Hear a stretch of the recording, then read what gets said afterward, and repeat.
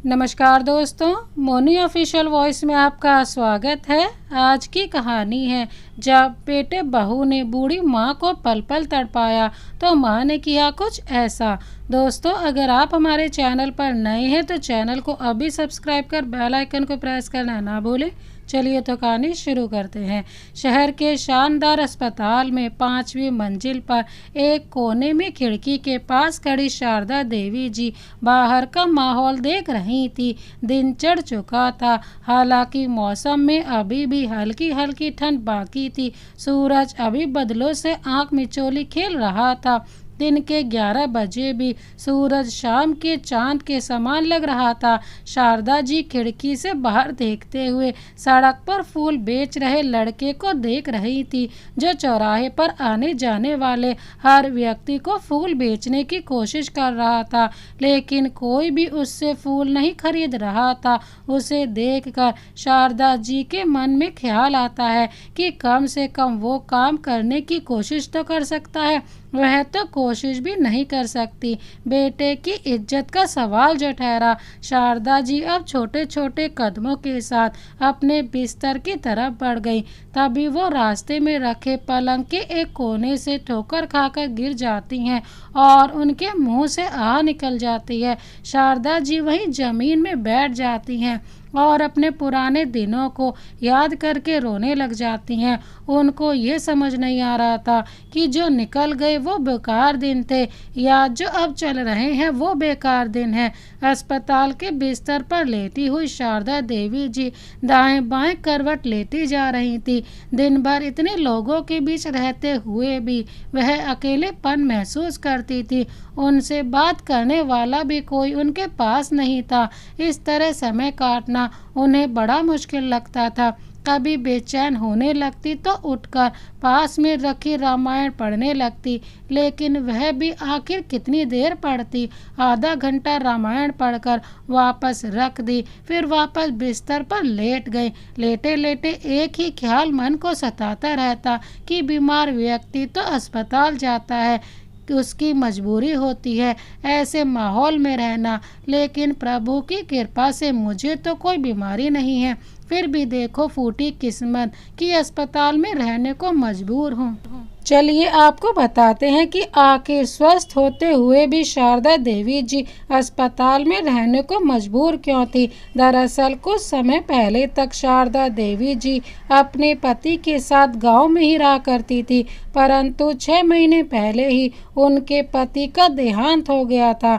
पति के देहांत के बाद वह नितांत अकेली हो गई, जिस कारण उनका बेटा उन्हें अपने साथ अपने घर ले आया। हालांकि उनकी बहू का उन्हें अपने साथ रखने का बिल्कुल भी दिल नहीं था, परंतु गांव वालों और रिश्तेदारों द्वारा दबाव दिए जाने पर बेटे को उन्हें अपने साथ शहर लेकर आना पड़ा। शारदा देवी जी का बेटा मोहन एक बहुत बड़ा डॉक्टर था, इसलिए बड़े बड़े लोगों में उसका उठना बैठना था।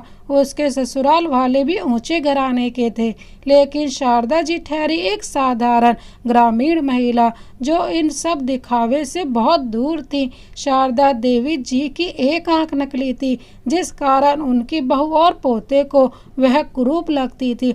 एक दिन हुआ यूं कि शारदा जी का पोता उनके पास आया और कहने लगा, दादी आप यहाँ सोफे पर मत बैठो, अंदर अपने कमरे में जाओ, मेरे कुछ दोस्त घर पर आने वाले हैं। पोते ने बड़े रूखे स्वर में कहा तो शारदा जी बड़े प्यार से बोली, अरे बेटा मैं तो थोड़ी सी जगह पर बैठी हूँ, तेरे दोस्तों के बैठने के लिए यहाँ बहुत सी जगह है। नहीं, आप उनके सामने नहीं बैठेंगी, मेरे दोस्त मुझे चिढ़ाते हैं, मुझे बेइज्जती महसूस होती है। उनका पोता चिल्लाते हुए शारदा जी को धक्का देकर जमीन पर गिरा देता है तो अंदर से बहू ईशा की आवाज आई, क्या हुआ बेटा, क्यों गुस्से से चिल्ला रहे हो? मम्मी देखो ना, दादी हमेशा यहाँ सोफे पर बैठी रहती है, घर पर मेरे दोस्त आने वाले हैं, लेकिन दादी अपने कमरे में जाती ही नहीं। उसी समय गुस्से से तिल मिलाती हुई उनकी बहू ईशा बाहर निकली और बोली, माँ जी आप अपने कमरे में क्यों नहीं जाती, बिना मतलब हमारी बेइज्जती करवाती रहती हो, जरा हमारे स्टैंडर्ड का भी ख्याल किया करो। इतना कहकर ईशा शारदा जी को धक्का मारकर सोफे से जमीन पर गिरा देती है। जमीन पर गिरने से शारदा जी के हाथ में चोट लग जाती है। दर्द से कर्रा रही होती हैं, लेकिन कोई उनकी नहीं सुनता। बहू ईशा नाक मुंह बनाते हुए अपने कमरे में चली जाती है। बेचारी शारदा जी चुप बड़ी मुश्किल से खड़े होकर अपने कमरे के एक कोने में जाकर बैठ गई। दरअसल उन्हें अपने कमरे में अकेलापन महसूस होता था। दीवारों को देखते देखते कब तक अपना समय काटती, इसलिए बाहर सोफे पर आकर बैठ जाती थी, यह सोचकर कि ज़्यादा कुछ नहीं तो कम से कम बच्चों के चेहरे तो देखने को मिल जाएंगे। लेकिन बहू और पोते को वह फूटी आंख नहीं सुहाती थी। उधर शारदा जी के बेटे मोहन को अपनी पत्नी और बेटे का यह व्यवहार अच्छा तो नहीं लगता था, परंतु फिर भी अपनी मां को अपमानित होते देख चुप रह जाता था, क्योंकि यदि वह कुछ कहता तो पत्नी और बेटा दोनों ही उसका विरोध करते थे। कुछ दिन बीते तो ईशा ने अपने पति मोहन से कहा, सुनो, परसों पार्टी के लिए घर पर मेरी सहेलियां आ रही हैं। तुम तो जानते हो कि सब की सब कितने हाई स्टैंडर्ड की हैं, लेकिन तुम्हारी माँ तो हमेशा यहीं सामने बैठी रहती है और कोई भी आता है तो शुरू हो जाती है अपने गांव की भाषा में उनसे बतियाने। मुझे तो बड़ी शर्म महसूस होती है। अब मुझसे और बर्दाश्त नहीं होता। अपनी माँ को जहाँ से लाए हो वहीं वापस छोड़ाओ। अपनी पत्नी की बात सुनकर मोहन बोला, ईशा तुम पागल तो नहीं हो गई हो? इस उम्र में माँ को वापस छोड़कर आऊँगा तो सारे रिश्तेदारों में और गाँव वालों में मेरी कितनी किरकिरी हो जाएगी कि इतना बड़ा डॉक्टर होकर अपनी माँ की देखभाल नहीं कर सकता। लेकिन ईशा तो जिद ठान कर बैठ गई और अपने पति को साफ शब्दों में कह दिया कि या तो अपनी माँ को गांव में छोड़ाओ, नहीं तो किसी वृद्ध आश्रम में छोड़ दो, क्योंकि अब वह उन्हें अपने घर में हरगिज नहीं रहने देगी।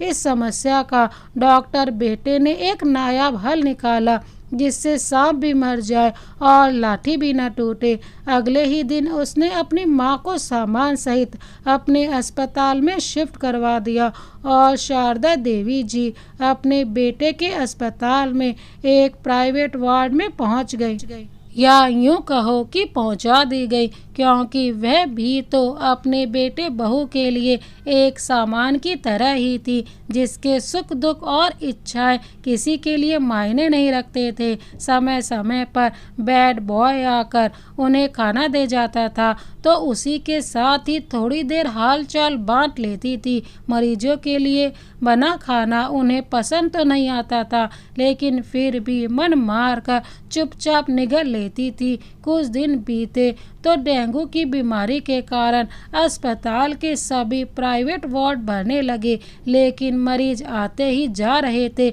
इसका भुगतान भी शारदा जी को ही करना पड़ा। प्रतिदिन एक प्राइवेट वार्ड माँ की ममता पर भारी पड़ने लगा और डॉक्टर बेटे ने शारदा जी का बिस्तर जनरल वार्ड में लगवा दिया। शारदा देवी जी इधर उधर जहाँ भी नज़र दौड़ाती तो चारों ओर मरीज ही मरीज नजर आते। मरीजों के बीच रहकर अब तो वह खुद को भी बीमार महसूस करने लगी थी, लेकिन इतना ही काफ़ी नहीं था। जब जनरल वार्ड भी बढ़ने लगे तो शारदा जी अस्पताल के हॉल में बैठा दी गई।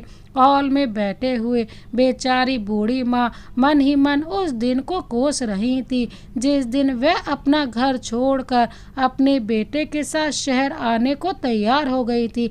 बैठे बैठे वह पुराने दिनों की यादों में खो गई, जब से शारदा देवी अपने ससुराल में आई थी। उनके हिस्से केवल और केवल गरीबी ही आई थी।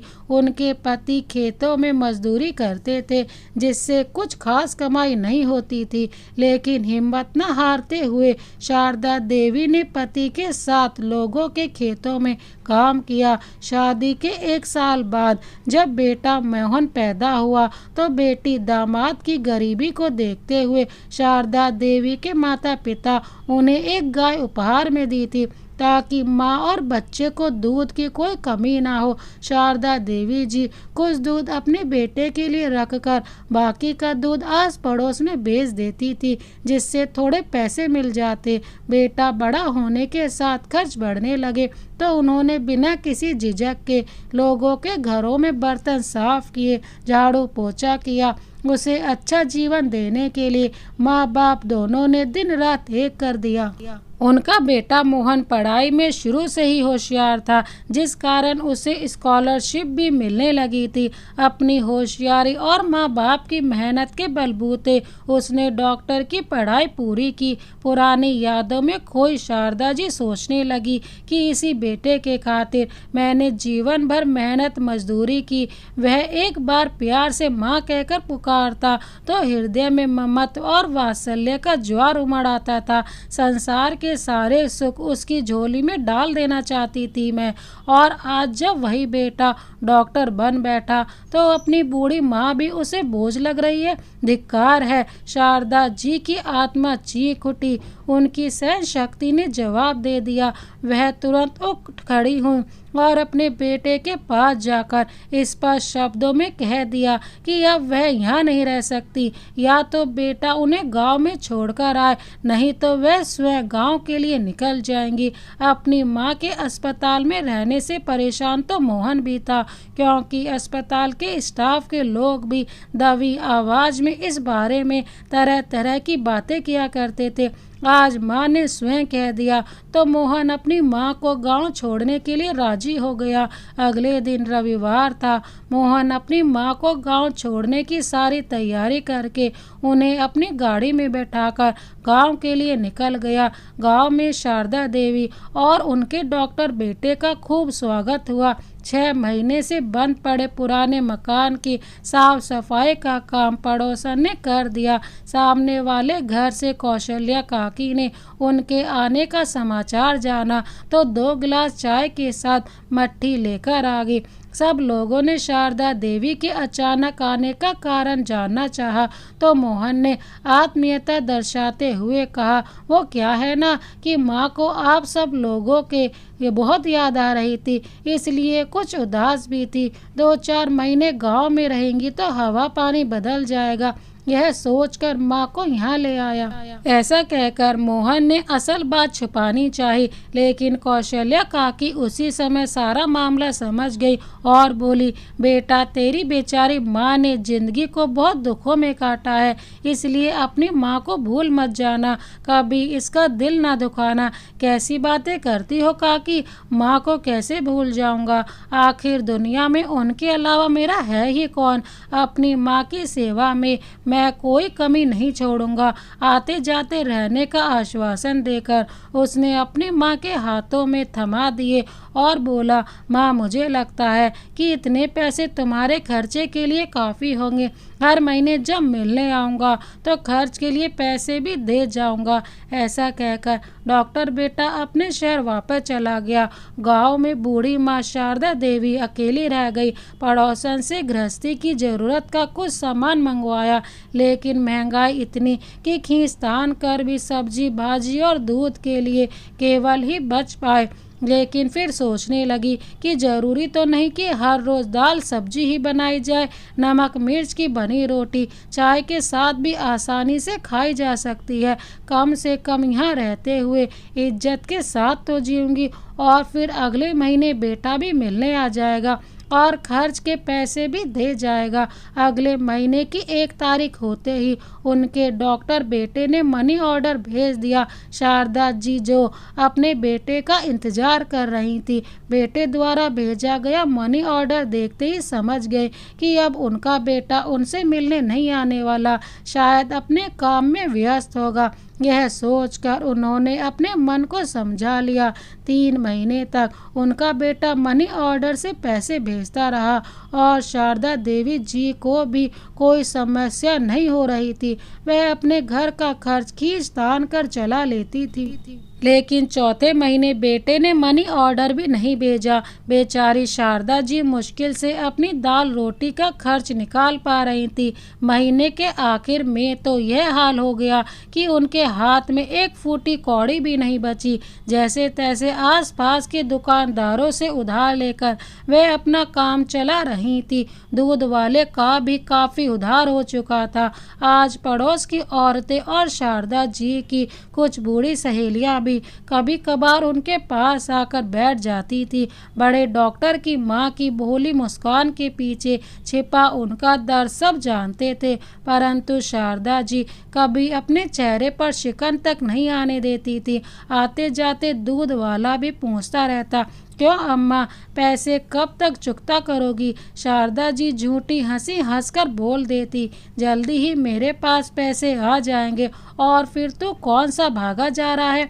यह समझ लेना कि अपनी दादी को दूध पिलाया था, लेकिन इन बातों से भी कब तक गुजारा चलता। आखिरकार उन्होंने दूध लेना बंद कर दिया।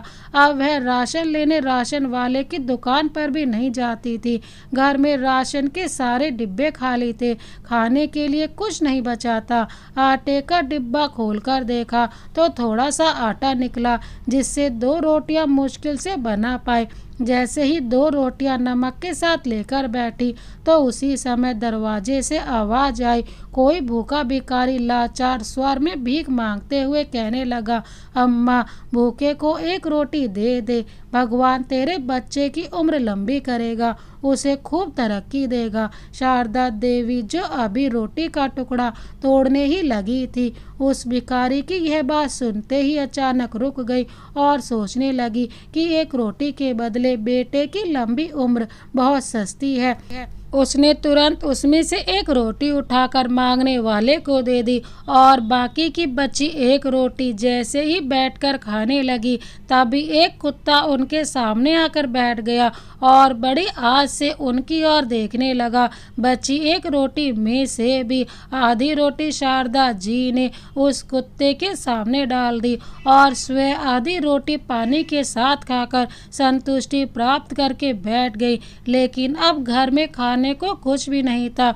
एक बार तो सोचा कि पास के दुकानदारों से उधार लेकर काम चला लूं, लेकिन अगले ही पल विचार आया कि दुकानदार के एक दिन सामान उधार देंगे या 2 दिन देंगे, आखिर तो वह भी पैसे मांगेंगे ही, और फिर पिछला उधार भी कहाँ लौटाया था शारदा देवी ने। भूख की यातनाएं झेलते हुए बेचारी शारदा देवी खाली पेट अपनी चारपाई पर पड़ी थी। कई बार सोचती कि किसी के घर में बर्तन मांजने का काम उठा ले या फिर लोगों के घरों में झाड़ू पोछा करना शुरू कर दे, कुछ पैसे तो बन ही जाएंगे। लेकिन फिर बड़े डॉक्टर की मां होने की मर्यादा उनके आड़े आ जाती। यही सोचकर पानी पीकर भूख मिटाने की कोशिश करती और चुपचाप बैठ जाती। रात हुई तो खाली पेट ही सो गई, लेकिन उम्मीद अब भी बनी हुई थी कि बेटा पैसे जरूर भेजेगा। अगले दिन सुबह जल्दी उठ गई, पेट में मरोड़ पड़ रहे थे। शारदा देवी जी की भूख बढ़ती जा रही थी, सब्र कर पाना भी कठिन था। खाली पेट बेचारी शारदा जी बार बार मनी ऑर्डर के इंतजार में बाहर निकलकर अपनी गली को निहारने लगती, लेकिन गली तो दूर तक सुनसान पड़ी थी। उनके बेटे ने काफी महीनों से मनी ऑर्डर नहीं भेजा था। वो फिर वापस आकर चारपाई पर बैठ गई। तभी अचानक बाहर से कुछ आवाज आई तो शारदा जी बाहर की ओर दौड़ी। देखा तो गायों के लिए खाने का सामान इकट्ठा करने वाली गौशाला की गाड़ी आई थी। गली की सारी औरतें बाहर निकलकर अपने घर में बची कुची रूखी सूखी रोटियां उस गाड़ी में डाल रही थी। शारदा जी बेचारी निढाल होकर अपने घर के गेट के बाहर घुटनों के बल बैठ गई। वह एक पल गाड़ी में डाली जाने वाली रोटियों को देखती तो दूसरे पल डाके के इंतजार में गली को निहारने लगती। आंसुओं का सैलाब आंखों से बाहर निकलने को उतारू था, परंतु आंखें गौशाला की गाड़ी में रखी रोटियों पर थी। जब सब औरतें गाड़ी में रोटियां डालकर चली गई तो शारदा जी भूख से विवश होकर जगते हुए गाड़ी की तरफ बढ़ी। यहाँ वहाँ देखा तो कोई नहीं था। शारदा जी ने झट से गाड़ी में हाथ डाला। जितनी भी रोटी हाथ में आई उन्हें अपने साड़ी के पल्लों में छिपाकर तुरंत घर लौट आई और एक गहरी सांस लेकर अपनी चारपाई पर बैठ गए। फिर अपने भाग्य पर फूट फूट कर रोने लगी। साड़ी के पल्लू में से रूखी सूखी रोटियां निकाली तो रोटियों को देखते ही शारदा जी को उनमें अपने डॉक्टर बेटे की तरक्की नजर आ रही थी। फिर सोचने लगी कि मैंने तो आज तक किसी के साथ कुछ बुरा नहीं किया था, फिर भगवान ने मुझे ऐसी सजा क्यों दी कि आज मैं गाय के हिस्से की रोटी चुरा कर खाने को विवश हो गई हूँ। थोड़ी देर में कुत्ता भी उनके पास आकर बैठ गया और रोटियों को देखकर पूंछ हिलाने लगा। शारदा जी ने एक रोटी कुत्ते को भी डाल दी, लेकिन गाय के हिस्से की रोटी खाने को उनका मन नहीं मान रहा था, परंतु पेट की भूख जीने भी नहीं दे रही थी।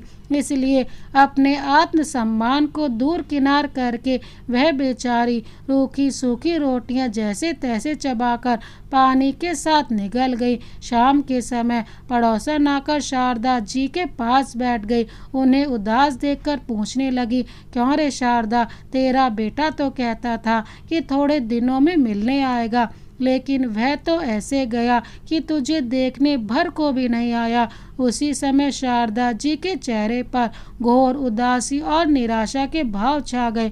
तभी पड़ोसन बोली, मैं समझती हूँ शारदा, जब अपनी औलाद ही ऐसी हो तो किसी का क्या जोर। कहने को तो तेरा बेटा डॉक्टर है, लेकिन तुझे 2 वक्त की रोटी भी नहीं खिला सकता, तो ऐसी औलाद किस काम की। भगवान ऐसी औलाद से तो औलाद ना दे तो भी अच्छा है। तभी पड़ोसन की बात को नकारते हुए शारदा जी बोली, नहीं नहीं, मेरा बेटा ऐसा नहीं है, वह तो मेरा बहुत ध्यान रखता है, कोई ना कोई मजबूरी ही रही होगी, नहीं तो ऐसा हो ही नहीं सकता कि वह अपनी माँ को भूल जाए। तभी पड़ोसन बोली, अरे शारदा बहन, इतना ही लायक था तेरा बेटा तो तुझे अपने साथ अपने घर क्यों न रख पाया। एक बूढ़ी माँ उस पर इतनी भारी पड़ गई कि उसे बुढ़ापे के वक्त बेसहारा और अकेले छोड़कर चला गया। पड़ोसन की बातों ने शारदा जी के दिल को झकझोर कर रख दिया। वह सोचने लगी, गांव में जितने भी लड़के हैं, चाहे पढ़े लिखे हैं या अनपढ़, नौकरी करते हो या मेहनत मजदूरी, लेकिन अपने बूढ़े माँ बाप को अपने पास रखे हुए हैं। मेरे डॉक्टर बेटे से तो यह अनपढ़ गंवार ही भले हैं, सुख दुख में पूरा परिवार एक साथ तो है। फिर सोचने लगी कि शायद मेरी ही किस्मत में खोट होगा कि बैठे बैठे मन में विचार आया कि आखिर कब तक मैं अपने डॉक्टर बेटे के नाम की बेड़ियां अपने पैरों में पहनकर बैठी रहूंगी। ऐसे तो काम नहीं चलेगा। मेरी जिंदगी किसी के भेजे गए पैसों की मोहताज तो नहीं, अभी तो मेरे हाथ पैर चलते हैं, फिर मैं इतनी मजबूर कैसे हो गई कि भूखे मरने की नौबत आ जाए। ऐसा सोचते हुए शारदा देवी जी पूरे आत्मविश्वास के साथ उठी और अपने कमरे में गई और कमरे में जाकर अपने पुराने बक्से की ओर देखा। बक्से पर धूल मिट्टी चढ़ गई थी। झाड़ू पहुंचकर बक्से का ताला खोला। बक्से में सबसे ऊपर सुनहरे गोटे से चमकती एक खूबसूरत सी लाल साड़ी नजर आए, जिसे पहनकर कभी शारदा जी ने अपने इस घर में प्रवेश किया था। उस साड़ी को चूमते हुए शारदा जी की आंखों से आंसू निकल आए और फिर कुछ सोचते हुए बक्से में से सारा सामान एक एक करके बाहर निकालने लगी। तभी बक्से के अंदर एक कोने में रखी लाल रंग की एक छोटी सी पोटली उनके हाथ लगी। उसे देखते ही उनकी आंखों में चमक आ गई। पोटली को खोलकर देखा तो उसमें शारदा जी का मंगलसूत्र पड़ा था, जो उनकी शादी के समय उनके पति ने उनके गले में पहनाया था। उस मंगलसूत्र को देखते ही शारदा जी ने उसे अपने सीने से लगा लिया। जो थोड़े बहुत गहने उनके मायके और ससुर ससुराल वालों ने उन्हें पहनाए थे, उन गहनों को वह अपने बेटे की पढ़ाई के लिए पहले ही बेच चुकी थी, लेकिन अपने पति की इस निशानी को वह बिल्कुल भी बेचना नहीं चाहती थी। आंखों में आंसू लिए शारदा जी अपने पति की तस्वीर को देखते हुए बोली, जीवन में लाख उतार चढ़ाव के बावजूद इस मंगलसूत्र को मैंने आज तक नहीं बेचा था, लेकिन आज हालात ही ऐसे हो गए हैं कि मेरे पास और कोई रास्ता ही नहीं बचा। लेकिन मैं जानती हूँ आपका प्यार और आशीर्वाद हमेशा मेरे साथ रहेगा।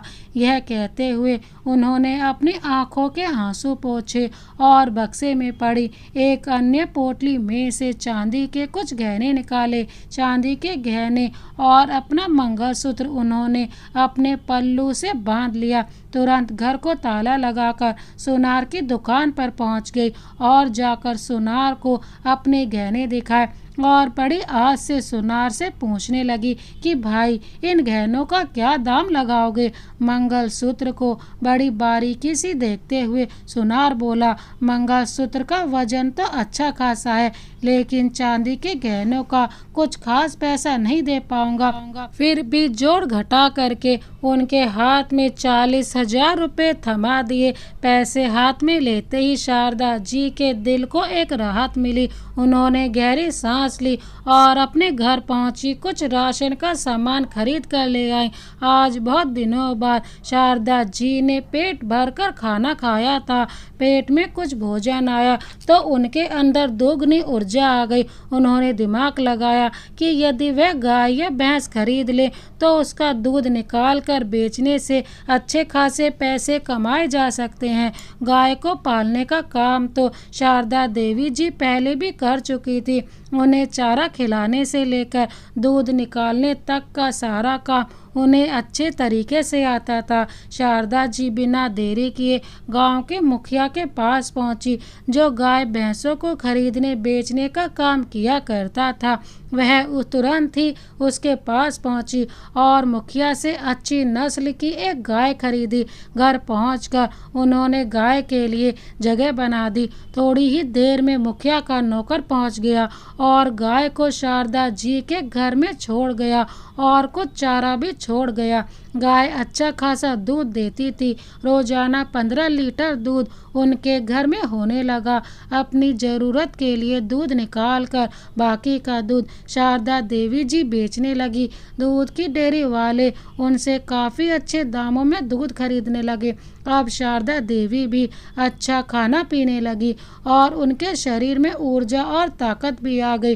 वह गाय की बड़े दिल से सेवा करती। हाथ में पैसे आ गए तो आत्मविश्वास भी बढ़ गया। अब उन्होंने एक भैंस भी खरीद ली और अपनी सहायता के लिए एक नौकर भी रख लिया। 65 वर्ष की उम्र में भी शारदा जी ने ऐसी हिम्मत दिखाई जिसे देख लोग दांतों तले उंगलियां दबाने लगे। गांव में किसी गरीब की बेटी की शादी होती तो शारदा देवी बढ़ चढ़कर उसकी सहायता करती और खूब आशीर्वाद देती। दूध दही का सारा खर्चा भी उठाती। देखते ही देखते शारदा देवी की खूब तारीफ पूरे गांव में होने लगी। गांव के सभी लोग उनकी इज्जत करने लगे। उधर शहर में उनका बेटा मोहन तो जैसे अपनी माँ को बुलाए ही बैठा था। मोहन को कभी भी अपनी माँ की याद नहीं आई थी। एक दिन दीनानाथ जी मोहन के ताऊ जी जो अमेरिका में रहते थे भारत आए तो मोहन के घर पहुँच गए। मोहन और उसकी पत्नी ने उनका खूब स्वागत किया। बेटा मोहन, तुम्हारी माँ कहीं नजर नहीं आ रही, कहाँ है? शारदा दीनानाथ जी ने पूछा तो ईशा शक पकाते हुए बोली, जी वह बात यह है कि उनका यहाँ दिल नहीं लग रहा था, इसलिए वह अपने गांव वापस चली गए। दीनानाथ जी ने देखा कि मोहन और उसकी पत्नी ईशा दोनों की नजरें झुकी हुई थी। दीनानाथ जी की अनुभवी आंखों को सारा माजरा समझते देर न लगी और बोले, ठीक है, कल हम शारदा से मिलने के लिए गांव चलेंगे। अगले दिन जब सब लोग गांव में पहुंचकर जैसे ही घर के अंदर जाने लगे तो पीछे से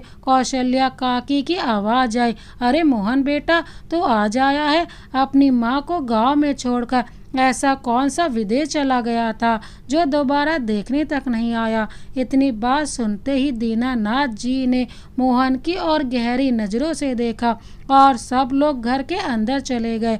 लेकिन घर में जो कुछ उन्होंने देखा वह उनकी कल्पना से परे था। सामने ही एक गाय और एक भैंस बंधी हुई थी और एक लड़का चुस्ती से दौड़ता हुआ गाय और भैंस की सेवा कर रहा था। इससे पहले कि मोहन उससे कुछ पूछता, शारदा जी गाय का दूध निकालने के लिए बाल्टी लिए बाहर आई।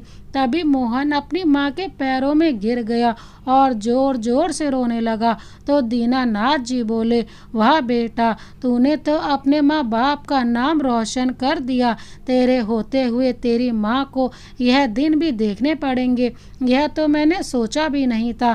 तभी शारदा जी बोली, नहीं भाई साहब, मोहन का कोई कसूर नहीं था। तो दीनानाथ जी ने कहा, मैं सब जानता हूँ। शारदा फिर ईशा की ओर देखते हुए बोले, क्यों बहू, तुम्हें अपने सास की कुरूपता पसंद नहीं है ना, जिस कारण तुम्हें किसी को उससे मिलवाने में शर्म आती है। दीनानाथ जी की यह बात सुनकर ईशा निशब्द रह गई। फिर मोहन को देखते हुए दीनानाथ जी बोले, आज मैं तुम्हें एक राज की बात बताता हूँ। यह बात सुनते ही शारदा जी उन्हें कुछ न बताने का इशारा करने लगी। तो दीनानाथ जी ने कहा, नहीं शारदा, यह बात बताना बहुत जरूरी है। मोहन, जब तुम छोटे थे तो तुम्हारी माँ तुम्हारे स्वेटर बनाने के लिए सिलाया बुनाई कर रही थी। तुमने बचपन में अपनी माँ के हाथ से एक सिलाई छीनकर उसकी आंख में दे मारी और तुम्हारी माँ की यह हालत हो गई। यह बात सुनते ही मोहन और उसकी पत्नी के पैरों तले जमीन खिसक गई। पश्चाताप से भरा मोहन अपनी माँ के पैरों में लिपट गया और जोर जोर से रोते हुए बोला, मुझे माफ कर दो माँ। शारदा देवी ने अपने बेटे को पुचकारते हुए उठाया और उसे अपने सीने से लगा लिया। उनके बहू और पोते ने भी उनके पैरों में गिरकर उनसे माफ़ी मांगी और कहा कि आज से आप हमारे साथ रहेंगी, आपको यह सब काम करने की कोई ज़रूरत नहीं है। शारदा जी के ममता भरे हृदय ने सबको माफ़ तो कर दिया, लेकिन अपने बेटे बहू के साथ जाने से साफ साफ मना कर दिया। मोहन ने भरे गले से बार बार माँ को अपने साथ चलने की प्रार्थना की, लेकिन शारदा जी बोली, नहीं बेटा, अब तुम्हारे साथ शहर वापस जाने का तो सवाल ही पैदा नहीं होता।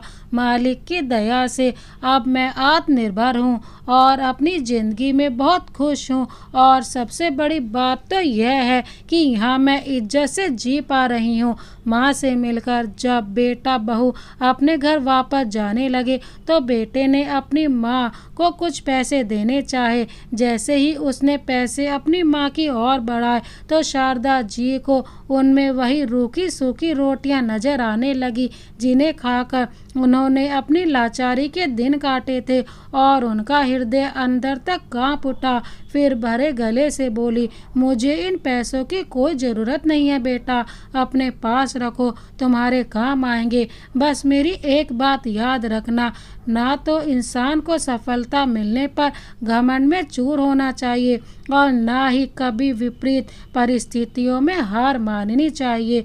शारदा देवी जी अपने बेटे से बोल रही थी, इंसान केवल कुछ समय के लिए ही इस दुनिया में आया है, उसे खुद के प्रति वफादार होना चाहिए। चुनौतियां और परेशानियां किसी भी इंसान के हौसले से ज़्यादा बड़ी नहीं होती हैं। आपको बस हिम्मत रखनी चाहिए और कोशिश करते रहना चाहिए। हर हालात धीरे धीरे बदल ही जाते हैं। एक माँ बाप जब बच्चों को पढ़ा लिखा कर एक काबिल इंसान बना सकते हैं तो अपने जीने के लिए कुछ काम तो कर ही सकते हैं। उम्र केवल नंबर के अलावा कुछ भी नहीं है। मेहनत इंसान के हौसले से होती है जो वो कभी भी कर सकता है। पर परेशानी केवल एक ही होती है कि हम अपना बच्चों के प्रति मोह नहीं छोड़ पाते हैं, जो हमें बुरी से बुरी परिस्थिति में लाकर खड़ा कर देता है और हम ना चाहते हुए भी हालात के आगे बेबस हो जाते हैं। इसलिए परिस्थिति चाहे कैसी भी हो, आप सभी बस खुद पर भरोसा रखें। दोस्तों, इस कहानी को अंत तक देखने के लिए आपका बहुत बहुत धन्यवाद। क्या शारदा देवी जी ने ठीक फैसला लिया? हमें कमेंट बॉक्स में ज़रूर बताएं। इसी तरह की अन्य कहानियाँ देखने के लिए हमारे चैनल को अभी सब्सक्राइब कर बेल आइकन को प्रेस करना ना भूलें। Thank you so much. Vande Mataram.